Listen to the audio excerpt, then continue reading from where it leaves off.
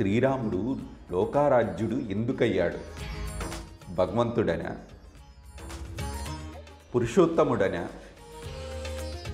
ఎవరి విశ్వాసాలు వారివి. శ్రీరాముడు మాత్రం తను ఒక సాధారణ మానవుడిగానే గడిపాడనటంలో ఎలాంటి సందేహమూ లేదు. అతడు పాటించిన ధర్మాలు మనకు ఇప్పటికీ ఆదర్శం. మరి ఆ ధర్మాలేమిటి, మనం రాముడి నుంచి నేర్చుకోవలసింది ఏమిటి అనేది తెలుసుకోవాలంటే ఈ వీడియో చివరి వరకు స్కిప్ చేయకుండా చూడండి. పుత్రధర్మం. తమ కర్తవ్యాన్ని నిష్ఠతో ఆచరించిన వారిని లోకములో ఉత్తములుగా పరిగణిస్తారు. శ్రీరాముడు ఆ కోవకు చెందినవాడే. లోకంలో కర్తవ్యాన్ని నిర్వహించేవారు కొందరే ఉంటారు. ఆ బాధ్యత స్వీకరించాడు శ్రీరాముడు. పుత్రధర్మం నిర్వహించాలనుకున్నాడు. దశరథుని దుస్థితికి కారణములను కైక తెలిపింది. అంతే, శ్రీరాముడిలో ఒక్కసారిగా పితృభక్తి చైతన్యవంతమైంది. రాముడు మరో మాట మాట్లాడలేదు. తండ్రిని అసత్య దోషం నుండి కాపాడడానికి ఇంతకు మించిన పుత్రధర్మం మరొకటి లేదని భావించాడు. కష్ట నష్టాలను బేరీజు వేసుకోలేదు. కుటుంబంలో కలహాలు రాకూడదు, కుటుంబం చిన్నాభిన్నం కాకూడదు, అశాంతి అవ్యవస్థ చోటు చేసుకోకూడదని భావించాడు రాముడు. త్యాగ భావన పెళ్ళుబీకింది. తాను త్యాగశీలిగా నిలబడ్డాడు. తండ్రి కోసం రాజ్యాన్ని వదిలి వనవాసం బాట పట్టాడు. గురుధర్మం. రాముణ్ణి ఉత్తముడిగా, కర్తవ్య పారాయణుడిగా తీర్చిదిద్దాడు విశ్వామిత్రుడు. రాముడి ఉన్నత వ్యక్తిత్వానికి కూడా బాటలు వేసింది విశ్వామిత్రుడే. మరి అలాంటి గురువుకి ఏమిచ్చి రుణం తీర్చుకోవాలి? అందుకే గురువు కోరింది ఏది కాదనలేదు. విశ్వామిత్రుడు చేస్తున్న యాగానికి రాక్షస శక్తి అడ్డుపడుతుంది, ఆటంకాలు కలిగిస్తుంది. విశ్వామిత్రుడు రాముడి సహాయం కోరాడు. వెంటనే రాముడు యాగ సంరక్షణకు ముందుకు కదిలాడు. యాగాన్ని కంటికి రెప్పలా కాపాడాడు. దుష్ట శక్తుల్ని తరిమి కొట్టాడు. తన గురుధర్మాన్ని పాటించాడు. మిత్రధర్మం. రాముడు గొప్ప స్నేహశీలి. లోకంలో శాశ్వతమైన వాటిలో చెప్పుకోదగిన అంశాలలో స్నేహం ఒకటి. శ్రీరామ సుగ్రీవుల మైత్రి అటువంటిదే. సుగ్రీవునికి జరిగిన అన్యాయాన్ని విన్న తర్వాత ధర్మం సుగ్రీవుని పక్షాన ఉందని రాముడు గ్రహించాడు.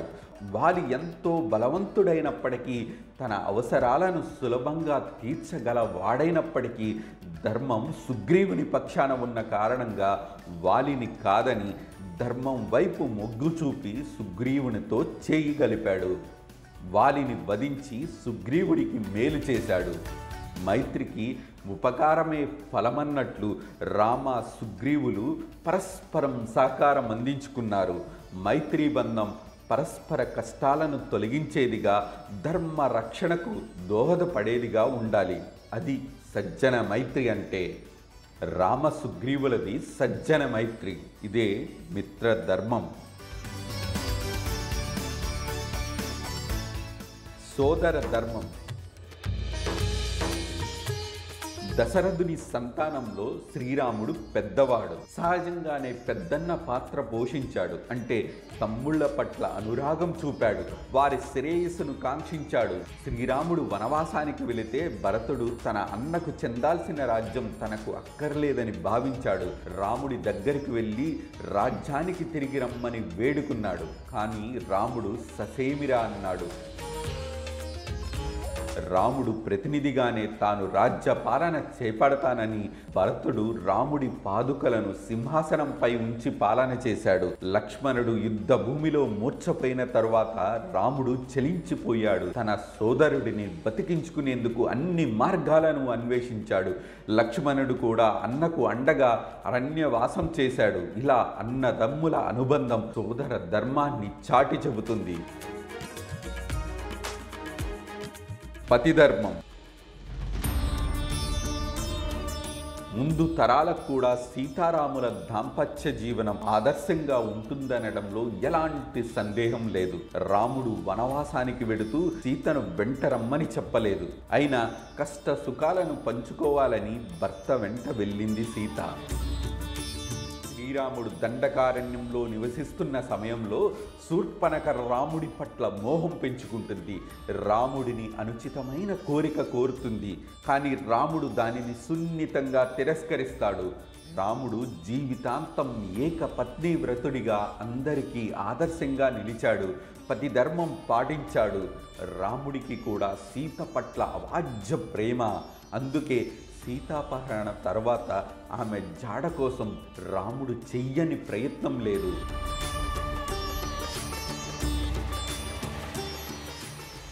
రాజ్య ధర్మం.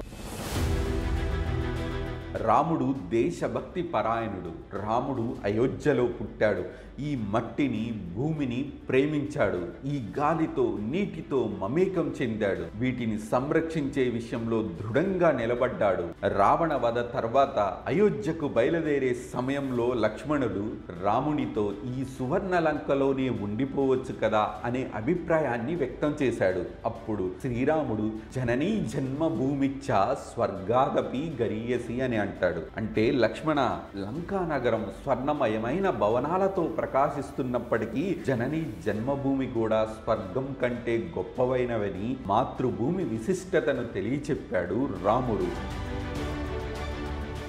రాముడి నుంచి, రామాయణం నుంచి నేర్చుకోవాల్సిన మరిన్ని అంశాల కోసం ఈ ఛానల్ని సబ్స్క్రైబ్ చేయండి.